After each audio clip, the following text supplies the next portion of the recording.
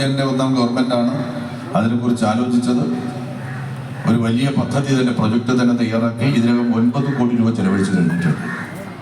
സമീപ ദിവസങ്ങളിൽ തന്നെ ആ സ്മാരകം, പ്രേം നസീറിൻ്റെ ആ സ്മാരകം 30 വർഷക്കാലം ഇവിടെ മാറി ഭരിച്ച ഗവൺമെൻറ്റുകൾ മറന്നുപോയ പ്രേം നസീർ എന്ന മഹാനായിട്ടുള്ള കലാകാരൻ്റെ ആ സ്മാരകം വരുന്ന മാസം തന്നെ, ഈ ഗവൺമെൻറ് അവസാനിക്കുന്നതിന് മുമ്പ് തന്നെ ഔപചാരികമായി ഈ നാട്ടിലെ കലാപ്രേമികൾക്കും സിനിമ ആസ്വാദകർക്കുമായിട്ട് തുറന്നു കൊടുക്കും. അതൊരു വലിയ സാംസ്കാരിക സമുച്ചയമാണ്. അക്കാര്യം കൂടെ നിങ്ങളെ അറിയിക്കാൻ പ്രിയപ്പെട്ട ബാലുവിനെ പ്രത്യേകിച്ച് അദ്ദേഹത്തിൻ്റെ ശ്രദ്ധയിൽപ്പെടുത്താൻ ഞാൻ ശ്രമിക്കുകയാണ്. ഞാൻ ദീർഘിപ്പിക്കുന്നതിന് പ്രിയമുള്ളവരെ, ഇവിടെ സുരേഷ് ബാബുവും അതുപോലെ തന്നെ തുളസീദാസും എല്ലാം തന്നെ സംസാരിക്കും. എനിക്ക് ആഴിമല ക്ഷേത്രത്തിലൊരു സാംസ്കാരിക സമ്മേളനത്തെ സംബന്ധിക്കാം.